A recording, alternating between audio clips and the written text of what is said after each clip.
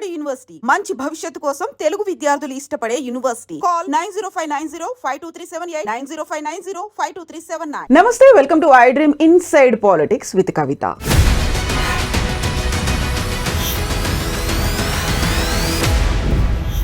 Come to Hyderabad, design your products అనే నినాదంతో Telangana rising team జపాన్లో పర్యటిస్తోంది. దాదాపుగా 12,000 కోట్లకు పైగా పెట్టుబడుల మీద సంతకాలు కూడా చేసింది.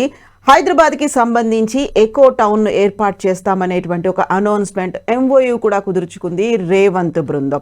ఓవరాల్గా హైదరాబాద్ సెంట్రిక్గా తెలంగాణకి సంబంధించి జపాన్లో జరుగుతున్నటువంటి పెట్టుబడులు, ఒప్పందాలు, పర్యటన, వీటి గురించి మాట్లాడుకుందాం. మనతో పాటుగా ఉన్నారు పొలిటికల్ అనలిస్ట్ వి ప్రకాష్ గారు. ప్రకాష్ గారు నమస్కారం అండి. గతంలో మనం దావోస్లో పర్యటించినప్పుడు ఒప్పందాలు అనేవి జరిగాయి. ఇప్పుడు ప్రత్యేకంగా జపాన్లో జరుగుతున్నటువంటి ఎక్స్పోకి సంబంధించి చూస్తే ఎకో టౌన్ ఏర్పాటు అనే దాని గురించి ఒప్పందం అండ్ ఒక ప్లానింగ్, ప్రణాళిక ఇవన్నీ జరుగుతున్నాయి కదా. ఈ భవిష్యత్తులో ఎలా ఉండబోతుంది అంటారు అర్బన్ ట్రాన్స్ఫర్మేషన్ అనేది? అంటే భారతదేశంలో విదేశీయులు ఎవరైనా కూడా ఎక్స్పాన్షన్ కోసం వాళ్ళ ఇండస్ట్రీస్ని కానీ వాళ్ళ టెక్నాలజీస్ని కానీ తీసుకురావాలనుకున్నప్పుడు మనకు బెంగళూరు, హైదరాబాదే వాళ్ళకు బాగా అట్రాక్టివ్ ప్లేసెస్కి ఉంటాయి. ఒకటి క్లైమేట్ పరంగానే కాకుండా మనకు మిగతా మెట్రోస్తో కంపేర్ చేస్తే ఇప్పటికి కూడా ల్యాండ్ రేట్స్ చాలా తక్కువ ఉన్నట్టే. ఇప్పుడు బాంబే, కల్కట్టా ఇవన్నీ కూడా ఎగ్జాస్ట్ అయినాయి బాగా. సో ఎన్విరాన్మెంట్ పరంగా కానీ, ల్యాండ్ ప్రైసెస్ కానీ, తర్వాత ఇంటర్నేషనల్ కనెక్షన్స్ కానీ, ఇక్కడ మనకు సముద్రం లేదన్నట్టే కానీ అన్ని రకాలుగా ఇతర అవకాశాలు అన్నీ ఉన్నాయి. సో డ్రై పోర్ట్ కూడా ఒకటి ప్లాన్లో ఉంది, చాలా కాలం నుంచి అది పెండింగ్లో ఉంది ఆ ప్రతిపాదన. రేవంత్ రెడ్డి గారు దాన్ని కొంచెం ముందు తీసుకెళ్తున్నారు. కేసీఆర్ గారి పీరియడ్లో ఆ డిస్కషన్స్తోనే 10 years గడిచిపోయింది. డ్రై పోర్ట్ రావడం అనేది కూడా మనకు అవసరం. వీటి వల్ల ఏంటంటే సముద్రం లేకున్నా కూడా ఎక్స్పోర్ట్స్, ఇతర టెక్నాలజీ రంగాలలో మిగతా తీర ప్రాంతాల టెక్నాలజీస్తో కూడా అక్కడ ఉన్న క్లస్టర్స్తో పోటీ పడుతున్నాం మనం. మనకు వైజాగ్ కొంత కాంపిటీషన్ ఇస్తుంది, ఎందుకంటే అక్కడ పోర్ట్ ఉంది. తర్వాత అమరావతి ఇప్పుడు దాన్ని డెవలప్ చేయాలని చంద్రబాబు నాయుడు గారు అనుకుంటున్నారు.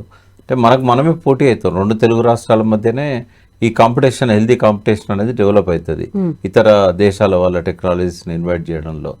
జపాన్ ఏంటంటే చాలా డెవలప్ అయిన కంట్రీ, అది అడ్వాన్స్డ్ కంట్రీ టెక్నాలజీస్ పరంగా కానీ ఇతరత్ర కానీ. సో ఇప్పుడు AI డాటా సెంటర్ క్లస్టర్ ఒకటి 10,500 కోట్లతోని ఒక ఒప్పందం అయింది రేవంత్ రెడ్డి గారి సమక్షంలో. అది ఒక అచీవ్మెంట్. అది 10,500 crores ట్రైపార్టీ అగ్రిమెంట్ అయింది. అక్కడున్న 2 కంపెనీస్ రేవంత్ రెడ్డి గారు దానికి కావాల్సిన ఎమ్యూనిటీస్ ఇక్కడ ఏర్పాటు చేస్తామని చెప్పారు. ఆల్రెడీ హైదరాబాద్లో ఏంటంటే చాలా వరకు మౌలిక వసతులు డెవలప్ అయినాయి. ఇప్పుడు ఫ్యూచర్ సిటీ అనేది ఆయన డ్రీమ్ ప్రాజెక్ట్ ఏదైతే ఉన్నదో దానికి రేడియల్ రోడ్స్ ఇట్లాంటివి వేయడం వల్ల ఇప్పుడు కంపేర్ చేస్తే మనకు హైటెక్ సిటీ ఫైనాన్షియల్ డిస్ట్రిక్ట్లో ఉన్న స్థలం వాల్యూతోని కొంచెం తక్కువ ధరలో వస్తాయి అక్కడ. ఇప్పుడే డెవలప్ అవుతున్నది కాబట్టి అదొక అడ్వాంటేజ్. వచ్చే ఇండస్ట్రియలిస్టులకు కొంచెం తక్కువ ధరలో ఆ ల్యాండ్స్ దొరికే అవకాశం ఉంటుంది. తర్వాత ఆల్రెడీ కమర్షియల్ స్పేస్ అయితే చాలా ఉంది అన్ఆక్యుపైడ్. ఇప్పుడు దాన్ని ఉపయోగించుకోవాలి. ఫస్ట్ ఏంటంటే చాలా బిల్డింగ్స్ కట్టి పెట్టారు. లాస్ట్ 1 year నుంచి కొంత స్లోగా బుక్ అవుతున్నాయి అవన్నీ కూడా. రేషన్ తక్కువ ఉంది కొంచెం. ఇప్పుడు కొంచెం పికప్ అవుతున్నది కూడా. ఇప్పుడు మనం వరల్డ్ ఎకనామిక్ సమ్మిట్లో దావోస్లో తను చేసుకున్న ఒప్పందాలు కూడా అవి కూడా అమల్లోకి వచ్చినట్టయితే ఈ సంవత్సరం కొంత మంచి ప్రోగ్రెస్ ఉంటుందని అనుకోవచ్చు. సో ఆయన ఎఫర్ట్స్ని మనం అప్రిషియేట్ చేయాలి. ఎందుకంటే ఎక్కడ ఎక్స్పోజ్ ఉంటే అక్కడికి తనే పర్సనల్గా పోవడం అనేది, గతంలో ఏంటంటే సెక్రటరీలు తర్వాత మినిస్టర్స్ పోయేవాళ్ళు. సీఎం డైరెక్ట్గా తెలంగాణలోనైతే లాస్ట్ 10 yearsలో ఒక చైనా తప్ప ఏది ఆయన, చైనా ఒకటి, సింగపూర్, మలేషియా, ఈ 3 దేశాలు తప్ప ఏ దేశానికి కేసీఆర్ గారు పోలేదు. కానీ అక్కడ కేటీఆర్ గారు పోయేవారు. అంటే ఏది కేటీఆర్ గారు అక్కడ ఏ హామీ ఇచ్చినా కూడా సీఎం దాన్ని కాదనడనే ఒక ధైర్యం, నమ్మకం ఉండేది కదా. ఇక్కడ స్వయంగా సీఎం పోవడం అనేది ఒక అభినందించదగ్గది. ఎందుకంటే ఇమ్మీడియట్గా డిసిషన్ తీసుకోవడానికి ఆడ శ్రీధర్ బాబుకు ఇబ్బంది ఏమి ఉండదు. ఎందుకంటే ఆయన ఇండస్ట్రియల్ మినిస్టర్గా, IT మినిస్టర్గా ఆయనే ఎక్కువ విదేశీ పెట్టుబడులను ఆకర్షించే ప్రాజెక్ట్స్ అన్నీ కూడా ఈ 2 డిపార్ట్మెంట్సే ఉంటాయి, IT అండ్ ఇండస్ట్రీస్. సో ఒకవేళ సీఎం వెంట లేకుంటే కొంత ఇబ్బంది అవుతుంది హామీలు ఇవ్వడానికి, కమిట్మెంట్ ఇవ్వడానికి. నేను సీఎంని అడిగి చెప్తాను అంటే వాళ్ళకు కొద్దిగా ఇబ్బందిగా ఉంటుంది ఇండస్ట్రియలిస్టులకి. సో తను జయేష్ రంజన్ గారికి ఏమో చాలా ఎక్స్పీరియన్స్ ఉన్నది. ఆయన గడిచిన 15 సంవత్సరాల నుంచి కూడా ఐటీ ఇండస్ట్రీసే చూస్తున్నాడు. కాంగ్రెస్ గవర్నమెంట్లో కానీ, యునైటెడ్ ఆంధ్రప్రదేశ్లో, తర్వాత తెలంగాణ మొత్తం 9.5 సంవత్సరాల పాలనలో ఐటీ అండ్ ఇదే చూశాడు, ఇండస్ట్రీస్ ప్రిన్సిపల్ సెక్రటరీ ఉన్నాడు ఇప్పుడు. సో ఆయనకున్న అనుభవం కూడా దీనికి కలిసి వస్తున్నది. బహుశా అందుకేనేమో ఆయనను మార్చలేదు, చాలామంది ఐఏఎస్లను మార్చారు. సో ఆయనకున్న ఇంటర్నేషనల్ కనెక్షన్స్, ఎక్స్పీరియన్స్, ఎవరిని అడగాల్సిన అవసరం లేకుండా ఫింగర్ టిప్స్ మీద ఆయనకి ఇన్ఫర్మేషన్ ఉంటుంది. ఏ సెజ్లలో ఎంత ఖాళీగా ఉంది, ఎక్కడెక్కడ ఏ రేట్స్లలో ఉన్నాయి, హైదరాబాద్లో ఎన్ని రకాల పార్క్స్ ఉన్నాయి, ఇట్లాంటివన్నీ కూడా ఆయనకు మెడికల్ డివైజెస్ పార్క్ కానీ ఇవన్నిటి మీద ఆయనకు ఒక అవగాహన ఉంది. ఈ టీం అనేది కొంత పర్ఫెక్ట్గా మ్యాచ్ అయింది. ఈ విషయంలో కొంత లాస్ట్ 14-15 మంత్స్లో రేవంత్ రెడ్డి ఫారిన్ విజిట్స్, ఈ ఒప్పందాలు కొంత అడ్వాన్స్ అవుతున్నాడని అనిపిస్తూ ఉన్నది. డెఫినెట్గా అది మన స్టేట్కి ఒక అడ్వాంటేజ్ అవుతుంది. సో ఇప్పుడు ఎకో టౌన్ అనేది హైదరాబాద్లో ఏర్పాటు చేస్తామన్నప్పుడు గతంలో తీసుకొచ్చినటువంటి హైడ్రా కావచ్చు, లేకుంటే రివర్ మూసీ రిజ్యునేషన్ కావచ్చు, 4th సిటీ కావచ్చు, మీరు చెప్పినట్టుగా ఔటర్ రింగ్ రోడ్లు, ఇవన్నీ కూడా దానికి హెల్ప్ అవుతాయి అనేటువంటి ఒక పవర్ పాయింట్ ప్రజెంటేషన్లు కావచ్చు, వాళ్ళ బృందంతో మాట్లాడినప్పుడు ఎక్కువగా డిస్కషన్స్కి వస్తున్నటువంటి అంశాలు. యూజువల్గానే హైదరాబాద్ అనగానే హ్యాపెనింగ్ హైదరాబాద్ అనేది ఉంటుంది. దానికి ఎకో టౌన్ ఏర్పాటు అనేది యాక్చువల్గా ఏ రంగాల్లో ఎక్కువగా ఫోకస్ పెడితే ఇంకా ఫ్లరిష్ అవుతుందని మీరు అనుకుంటున్నారు?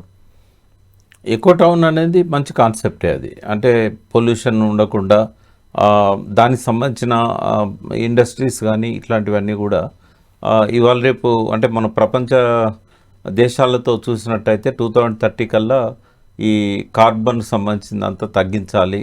మనం అంతా ఎన్విరాన్మెంట్ అనేది చాలా ప్రాధాన్యత గల అంశం అని చెప్పి యునైటెడ్ నేషన్స్ సస్టైనబుల్ గోల్స్లో 2015లోనే మన దేశం సంతకం చేసింది. అయితే అనుకున్నంత వేగంగా అన్ని రాష్ట్రాలలో అది ముందుకు పోవడం లేదు. కంపేర్ చేస్తే మనం చాలా ముందున్నాం ఢిల్లీతోని, ఇతర పొల్యూషన్ బాగున్న సిటీస్తో. అయితే ఇండస్ట్రియలిస్ట్ కూడా వేరే దేశాల నుంచి వచ్చే వాళ్ళు దీనికి ఇంపార్టెన్స్ ఇస్తారు. ఈకో టౌన్ అని అనడం వల్ల కొంచెం పొల్యూషన్ ఫ్రీ ఉంటుంది, అక్కడ ఉండే ఎమ్యూనిటీస్ కానీ ఇవన్నీ కూడా కొంత జీరో పొల్యూషన్ వైపుగా వీళ్ళు వెళ్తున్నారు. అక్కడ మనం ఉంటే కొంత సేఫ్ అనేది ఆ దేశాలకు ఒక అవగాహన వస్తుంది. మంచిదే కాన్సెప్ట్ అది. బట్ దానికి తగ్గట్టుగా అక్కడ ఎన్విరాన్మెంట్ కూడా డెవలప్ చేయాల్సిన అవసరం ఉంటుంది. గ్రీనరీ పెంచాలి బాగా. తర్వాత ఈ డీజిల్, పెట్రోల్ వెహికల్స్ని కంప్లీట్గా ఎంట్రీ రెస్ట్రిక్ట్ చేయాలి. జనరల్ ఈకో టౌన్స్లో ఎట్లుంటుందంటే వాళ్ళ ఓన్ వెహికల్స్ ఉంటాయి, లిథియం బ్యాటరీతో నడిచేటి, ఈ సిఎన్జి కావచ్చు, లేకుంటే ఎలక్ట్రిక్ వెహికల్స్ కావచ్చు, బయటనే వాటిని పార్క్ చేయించేసి ఈ వెహికల్స్ అలా తీసుకెళ్తూ ఉంటారు. సో అట్లాంటి కేర్ కూడా తీసుకోవాలి ఈకో టౌన్ అన్నప్పుడు. తర్వాత వీలైనంత వరకు సోలార్ ఇట్లాంటి వాటి మీద ఎలక్ట్రిసిటీ ఇవ్వడము, థర్మల్ అనేది రెస్ట్రిక్ట్ చేయడము. ఇక్కడ థర్మల్ పవర్ జనరేట్ చేయకపోయినా అది వాడుతున్నారు అంటే అది కాన్సెప్ట్. ఇవన్నీ కూడా కొంచెం చూసుకోవాలి, రేడియేషన్ లెవెల్స్ తగ్గియాలి, ఇవన్నీ కూడా చూసుకోవాల్సి ఉంటుంది. మంచి కాన్సెప్ట్ ఈకో టౌన్ అనేది. హైదరాబాద్ను కూడా మొత్తం ఈకో సిటీగా చేస్తే ఇంకా అద్భుతం చేయొచ్చు, అవకాశం ఉంది. అయితే రేవంత్ రెడ్డి కలిసి వచ్చిన అంశం ఏంటంటే జీరోతో స్టార్ట్ చేయాల్సిన అవసరం లేదు. ఆల్రెడీ ఒక సర్టెన్ లెవెల్కి ఈ సిటీ డెవలప్ అయింది లాస్ట్ 20-25 ఇయర్స్లో. కాబట్టి ఆ ఉన్నదాన్ని ఉపయోగించుకొని ఇంకా అదనపు ఎమ్యూనిటీస్ క్రియేట్ చేయడం అనేది ఆయనకు కలిసి వచ్చిన అవకాశం. సరే, ఎఫర్ట్స్ పెడుతున్నాడు. తర్వాత ఆయనకు అంబిషన్ ఉంది. లేనిదాళ్ళు ఏంటంటే కొంత బడ్జెట్ తనకు బాగా టైట్ ఉంది, బడ్జెట్ పరిస్థితి. రెవెన్యూస్ మన ఎక్స్పెండిచర్ సరిపోనుగా మ్యాచ్ కావడం లేదు. అష్యూరెన్సెస్ కూడా ఫుల్ఫిల్ చేయడంలో ఇటువంటి హర్డిల్స్ ఉన్నాయి. వాటి వల్ల కొద్దిగా ఇబ్బంది ఉన్నది. కానీ ఈ ఇన్వెస్ట్మెంట్స్ని అట్రాక్ట్ చేయడానికి కావాల్సిన అవకాశాలనే ఆయన లోపల ఆ పట్టుదల, జీలు కూడా కనబడుతూ ఉంది. ఇప్పుడు పాపులేషన్ డెన్సిటీ చూసుకుంటే హైదరాబాద్లో జనసాంద్రత అనేది విపరీతంగా పెరిగిపోతుందని, ఈ లెక్కలు ఇలాగే కంటిన్యూ అవుతే మనకి రాబోయే రోజుల్లో పొల్యూషన్ ఎక్కువ పెరుగుతుంది, ట్రాఫిక్ జామ్స్ ఇవన్నీ ఎక్కువ పెరుగుతాయి అనేటువంటి అనాలిసిస్లు కూడా ఉన్నాయి. కాబట్టి ప్రైమ్ ఫోకస్ వెరీ ఫస్ట్గా దేని మీద ఫోకస్ పెట్టాలంటారు? మనకేంటంటే సరౌండింగ్లో చాలా సిటీస్ ఉన్నాయి. ఇప్పుడు వేరే రాష్ట్రాల్లో మనకు అది కనబడదు. ఇప్పుడు తెలంగాణలో ఇప్పుడు RRR కనుక వచ్చినట్టయితే అది ఇప్పుడు బాగా వేగం పుంజుకున్నది. ఇదివరకు నార్త్ సైడ్ బాగుండే, ఇప్పుడు సౌత్ కూడా ఆయన కాన్సన్ట్రేట్ చేస్తున్నారు.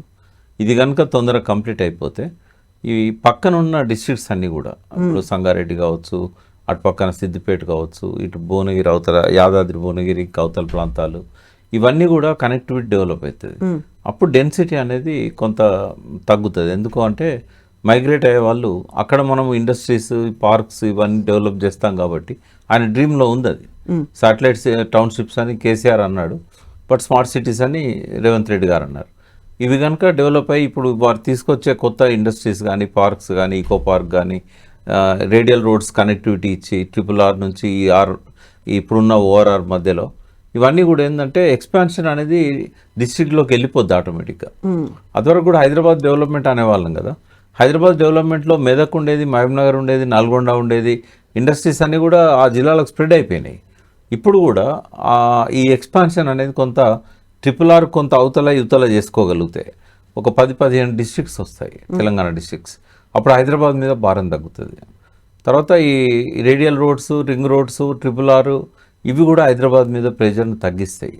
ఇంతకుముందు తెలంగాణ రూరల్ నుంచి బాంబే సైడ్ పోవాలంటే ఖచ్చితంగా హైదరాబాద్ సిటీ టచ్ చేయకుండా పోయే అవకాశం లేకపోయింది. ఇప్పుడు బెంగళూరు నుంచి చెవెళ్ళ మీదుగా డైరెక్ట్గా హైదరాబాద్ టచ్ చేయకుండా ట్రాన్స్పోర్ట్ వెహికల్స్ కానీ ఇవన్నీ పోతున్నాయి. RRR కనుక అయిపోతే ఇంకా కనెక్టివిటీ పెరుగుతుంది. అంటే హైదరాబాద్లో ఉన్న జనసాంద్రత తగ్గదు, కానీ ఈ కొత్తగా వచ్చే మైగ్రేషన్ అంతా కూడా సిటీ బయట స్థిరపడే అవకాశాలు ఉన్నాయి. ఇంకా ఇక్కడ మనకు ప్రెజర్ తగ్గుతుంది దానివల్ల. తర్వాత వారు అక్కడ జపాన్లో చెప్పినట్టుగా ఈ మెట్రోను అన్ని వైపులకు కూడా ఎక్స్పాండ్ చేసే ఆలోచనలు ఉన్నాయి. దానికి AVS రెడ్డి గారిని మళ్ళీ కంటిన్యూ చేయడం, ఆయన ఒక్కరిని మళ్ళీ తీసుకున్నారు. ఎందుకంటే ఆయన ఇన్సెప్షన్ నుంచి ఆ ప్రాజెక్ట్లో ఉన్నారు. లాస్ట్ 10-15 ఇయర్స్లో ఆయనకు మంచి అనుభవం వచ్చింది.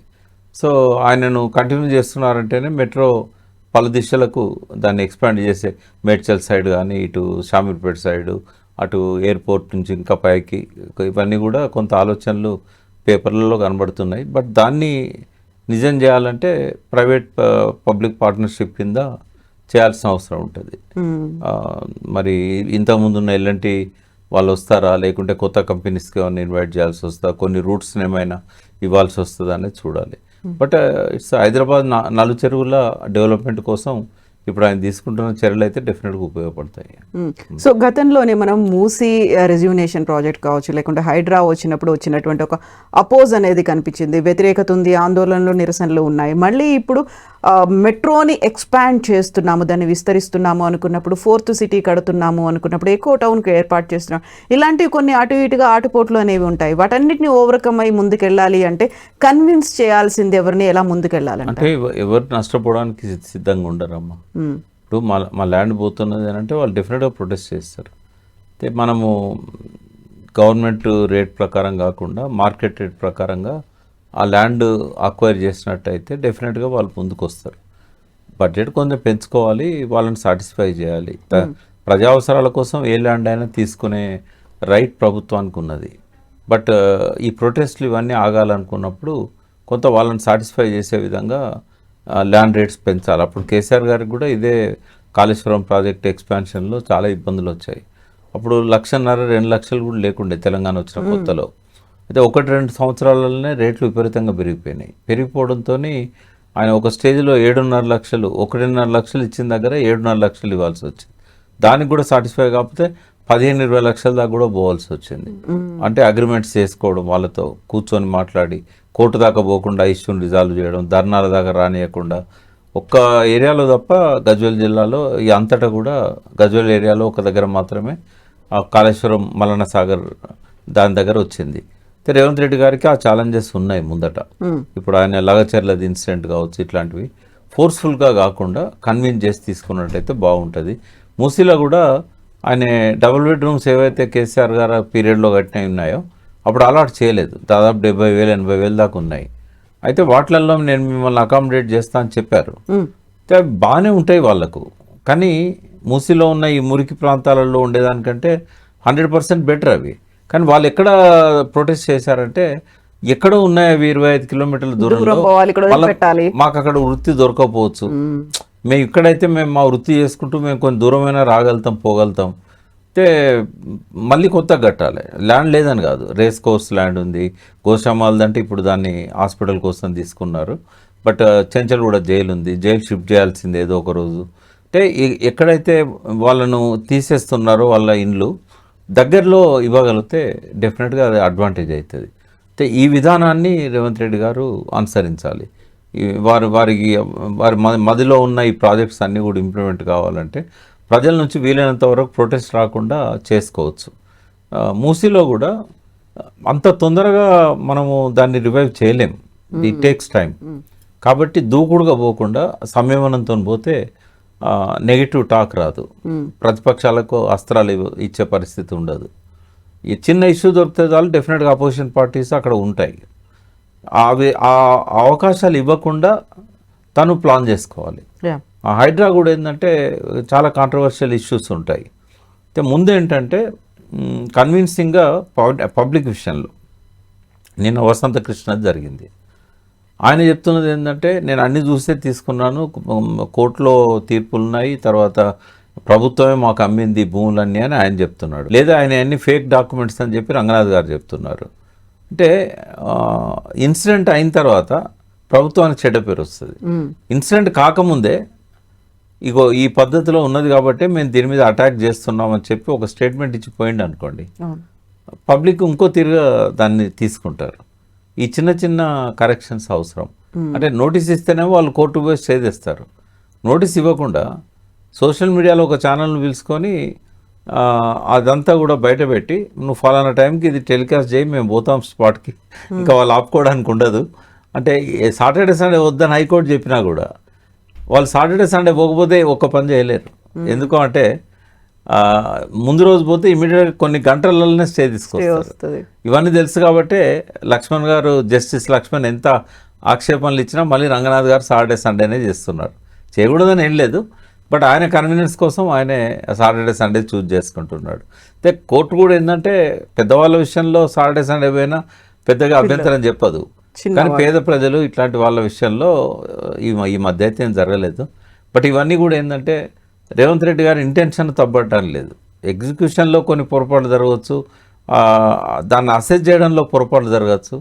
కొన్ని ఇటువంటి విషయాలలో దూకుడుగా పోకుండా సమయంతో పోయినట్టయితే ఆయన అనుకున్న లక్ష్యాన్ని నెరవేర్చుకోవడానికి వీలవుతుంది. ఎవరు వద్దన్నారు, మూసీ ప్రక్షాళన ఎవరు వద్దన్నారు, చెరువుల కబ్జాలు, రోడ్ల కబ్జాలు. ఇక నిన్న ఇంజాపూర్ దగ్గర ఐస్ క్రీమ్ కంపెనీ వాడు రోడ్డును ఆక్యుపై చేసి మొత్తం అవన్నీ స్టేట్స్ పెడితే నినాదాలు ఇచ్చారు, హైడ్రా జిందాబాద్, రంగనాథ్ జిందాబాద్. అంటే ఒక హోప్ లాగా కనిపించింది అది. డెఫినెట్గా ఇప్పుడు హైడ్రాను అప్రిషియేట్ చేసే వాళ్ళు కూడా ఈక్వల్ నెంబర్ ఉంది. కాకుంటే తొందరపాటు వల్ల కొన్ని పేదవాళ్ళ విషయంలో కానీ కొంచెం టైం ఇవ్వాలి. తర్వాత వాళ్ళు తీసుకోవడానికి కూడా అవకాశం ఇవ్వాలి. అందులో ఉన్న ఆఫీస్ ఫైల్స్ కావచ్చు, లేకపోతే వాల్యుబుల్ థింగ్స్ ఏవైతే ఉన్నాయో వాటికి 2-3 గంటలు టైం ఇవ్వాలి. తీసుకోండి, మేము ఇక్కడే ఉంటాము, మీరు ఏమేమి విలువైనవి ఉన్నాయో 2-3 గంటలు టైం ఇస్తున్నామంటే వాళ్ళు తీసుకుంటారు కదా. వాటి వల్ల ఏం డ్యామేజ్ అయితే ఏమొస్తుంది, నేషనల్ ప్రాపర్టీ డ్యామేజ్ అయినట్టే కదా. కాబట్టి ఆ చిన్న చిన్న సవరణలు చేసుకుంటే హైడ్రా మూసి కూడా మంచి పేరు తీసుకొస్తుంది రేవంత్ రెడ్డి ప్రభుత్వానికి. సో పట్టుదల అయితే ఉంది, ఆయన ఓవర్కమ్ ఎట్లయితారనేది చూడాలి. కన్స్టెంట్స్ చాలా ఉన్నాయి, బడ్జెట్ కన్స్టెంట్స్ ఉన్నాయి. ఇచ్చిన హామీల విషయంలో కూడా మన గతంలో నేను చాలాసార్లు మీతో చెప్పాను, నా వల్ల కాదు అని ప్రజల ముందు పోయి చెప్పుకోవడం మంచిది. ఏవైతే గతంలో ఉన్న స్కీమ్స్ ఉన్నాయో వాటిని కంటిన్యూ చేయాలి. కొత్తగా ఈయన హామీ ఇచ్చిన ఈ తులం బంగారం అన్నాడు, తులం బంగారం ఇవాళ ₹1,00,000 అయింది. తులం బంగారం ఇస్తా అన్నాడు కదా, అది మన చేతుల్లో లేని పరిస్థితి అసలు. అంటే ఇప్పుడు కొన్నిసార్లు ఏమైద్దమ్మా, ఈయన ఒక్కడే కాదు కదా, ఏ చీఫ్ మినిస్టర్కైనా ఇట్లాంటి ఛాలెంజెస్ వచ్చినాయి. కేసీఆర్ గారు కూడా అంతే కదా, 3 ఎకరాలు దళితులకు ఇస్తా అన్నాడు, నేను ఇవ్వలేకపోతున్నా అని చెప్పాడు. దాని బదులు మీకు ఇల్లు కట్టుకోండి, మీకు ప్లాట్ ఉంటే కనుక 5 లక్షలు ఇస్తా అని చెప్పాడు. 3 ఎకరాల భూమి నా వల్ల కాదన్నాడు, దళిత బంధు అనే పథకం తీసుకొచ్చాడు. ఆల్రెడీ అది కూడా ఇంప్లిమెంట్ కాలే. రేవంత్ రెడ్డి గారు కూడా ఏంటంటే ఇది తన పర్సనల్గా తీసుకోవద్దు.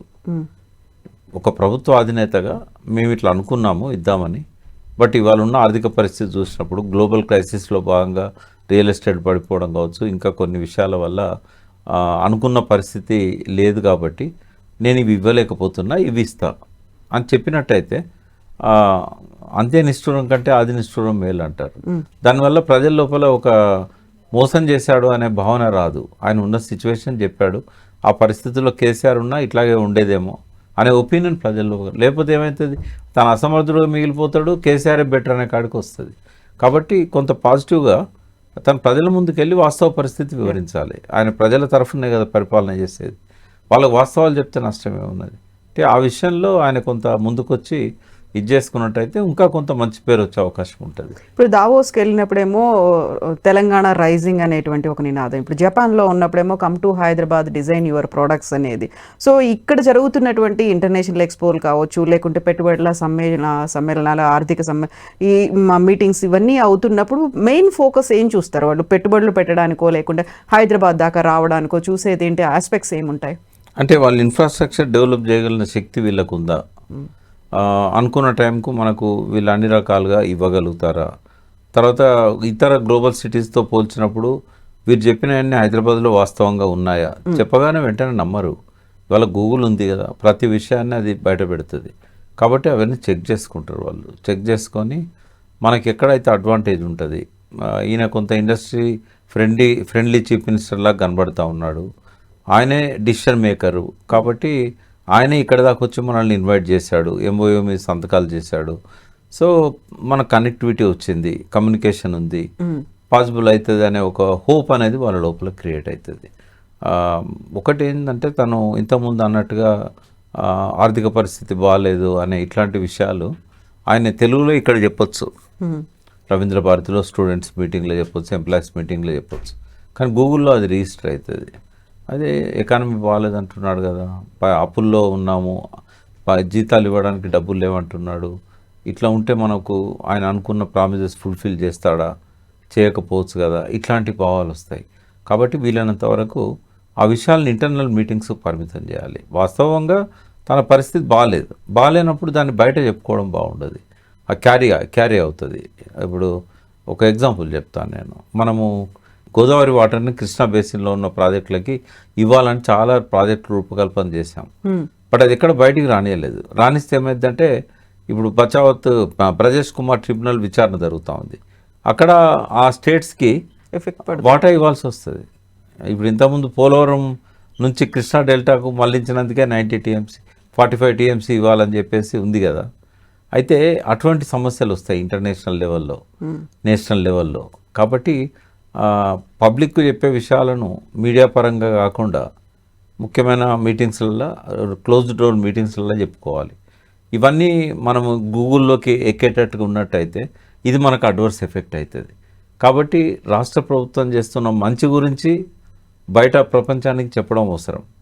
బట్ మన లోపాల గురించి, మన రాష్ట్రంలో ఉన్న ప్రతిపక్షాలకు సంబంధించిన అంశాల గురించి ఇవన్నీ గడప దాటకపోతే మంచిది అనేది. తర్వాత గతంలో ప్రతిపక్షాల గురించి తను వాళ్ళ కాన్ఫిడెన్స్ గెలుచుకునే విధంగా చేయలేకపోయినా కమ్యూనికేషన్లో ఉండడం అనేది కొంతవరకు వాళ్ళ హేట్రీట్ని తగ్గించినట్టు అవుతుంది. ఉదాహరణకు తను జపాన్ పోయి వస్తాడు, రాగానే ఫస్ట్ చేయాల్సిన పని ఏంటంటే వీలైనంత వరకు ప్రతిపక్ష నాయకులందరినీ, అపోజిషన్ లీడర్స్ని కూర్చోబెట్టి, తన క్యాబినెట్లో ఉన్న ముఖ్యమైన వాళ్ళని కూర్చోబెట్టి, సెక్రటరీస్ని కూర్చోబెట్టి అచీవ్మెంట్స్ గురించి బ్రీఫ్ చేయాలి. చేస్తే ఏంటంటే ఇక రోజు మీడియాలో అదే పనిగా నెగిటివ్గా మాట్లాడడం అనేది ఉండదు. ప్రతిపక్షాలకు నెగిటివ్ న్యూసే వాళ్ళకి కావాలి, 24 గంటలు పాజిటివ్స్ మీద వాళ్ళు మాట్లాడారు. కానీ ఆయన కూడా ఏంటంటే తన బాధ్యత ఏం చేశాడు, లేకుంటే దాని మీద చిల్వలు పల్వలు చెప్తూ ఉంటారు. అంటే న్యూసెన్స్ వాల్యూని కూడా తగ్గించుకోవడం అనేది ఆయనకు కొంత అవసరం, పర్టికులర్గా మన స్టేట్లో. అది ఇవన్నీ చేస్తే డెఫినెట్గా రాబోయే రోజుల్లో తను ఇప్పుడు సఫిషియెంట్ ఎక్స్పీరియన్స్ వచ్చింది. మొదట్లో అయితే ఆయన ఎక్స్పీరియన్స్ లేదు, మంత్రిగా కూడా చేయలేదు. బట్ ఇప్పుడు ఏంటంటే 16-15 నెలలు కాలం గడిచింది కాబట్టి ఆయనకు కొంత అనుభవం వచ్చింది, ఏంటి అనేది తెలిసింది. ఇప్పుడు ఆ మెచ్యూరిటీతో ముందుకు పోతే డెఫినెట్గా ఆయన అనుకున్న లక్ష్యాలు ఆయన సాధించగలుగుతాడు. గతంలో ఏంటంటే కాంగ్రెస్కి ముఖ్యమంత్రులను మార్చిన అనుభవం ఉంది. దానివల్ల కూడా ఆయనకు డీస్టెబిలైజ్ అవుతానేమో అనే ఒక భయం ఉండొచ్చు. పార్టీలో చాలామంది సాటిస్ఫాక్షన్తో లేరు కాబట్టి ఈయన మీద కూడా చాలామంది పోయి ఢిల్లీలో కంప్లైంట్స్ ఇచ్చారు. కాబట్టి నన్ను ఎక్కడ డీస్టెబిలైజ్ చేస్తారో అనేది, ఒక డీథ్రోన్ చేస్తారో అనేది ఉంటుంది భయం ఆయనకి. బట్ ఇప్పుడు ఏంటంటే కొంత స్టేబుల్ అయ్యింది ఆయన. ఇప్పుడు రాహుల్ గాంధీ ఏంది, సోనియా గాంధీ ఏంది, తనకు మల్లికార్జున ఖర్గేతోని, అక్కడున్న ఇన్ఛార్జెస్తోని, వీళ్ళతో ఉన్న సంబంధాలన్నీ కూడా తనకు అర్థమైపోయింది, ఎవరితో ఎట్లుండాలో తెలిసిపోయింది. ఇప్పుడు ఫుల్ టైం యాక్టివిస్ట్గా మీనాక్షి నటరాజన్ గారు ఉన్నారు. వారి యాక్టివిజం కూడా ఆయన గ్రహించిండు. అందుకే ఆమెతోనేమి కాంట్రవర్సీస్ పోవట్లేదు. కొన్ని ఇష్యూస్ ఇప్పుడు మన హైదరాబాద్ సెంట్రల్ యూనివర్సిటీ ఇట్లాంటివి వచ్చినాయి. వచ్చినప్పుడు ఒక స్టెప్ వెనక్కి తీసుకుంటే తప్పేం లేదు, దాన్ని డిఫీట్ లాగా చూడొద్దు. ఇప్పుడు కొన్ని మంచి పనులు చేయడానికి ఇనిషియేటివ్ తీసుకుంటారు, తెలుసో తెలియకో లేకపోతే చట్టపరంగానో చట్ట విరుద్ధంగానో కొన్ని వాస్తవాలు బయటకు వచ్చినప్పుడు ఇది చట్ట విరుద్ధమైంది లేదా ఇది యాంటీ ఎన్విరాన్మెంటు, ఇలా ఫారెస్ట్ పర్మిషన్ తీసుకోలేదు, ఇట్లాంటివి ఎప్పుడైతే వస్తాయో ఒక స్టెప్ వెనక్కి వేయడంలో తప్పేం లేదు. చెప్పుకోవాలి, ఎక్స్ప్లెనేషన్ ఇచ్చుకోవాలి, ఇది నా నోటీస్లో లేకుంటే జరిగిపోయింది, ఇంకోసారి ఇది ఇట్లాంటివి జరగవు. ప్రజల డిమాండ్ మేరకు మనకు వేరే రకాల అవసరాల కోసం దాన్ని అక్వైర్ చేయాలనుకున్నా కూడా ఎన్విరాన్మెంట్ కన్సర్న్, ప్రజల డిమాండ్ దీన్ని దృష్టిలో పెట్టుకొని దీన్ని హైదరాబాద్ సెంట్రల్ యూనివర్సిటీకి ఇవ్వడానికి లేదా ఈకో జోన్గా దీన్ని మేము ప్రొటెక్ట్ చేయడానికి మేము స్టెప్స్ తీసుకున్నాం, తప్పేం లేదు.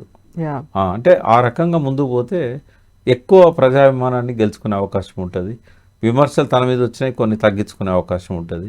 అట్లా మంచిగా పోయినప్పుడు ఎవరన్నా ఆయనను విమర్శించినా కూడా ప్రజలు దాన్ని పెద్దగా పట్టించుకోరు, మంచిగానే పోతున్నాడు కదా అన్నట్టు ఉంటుంది.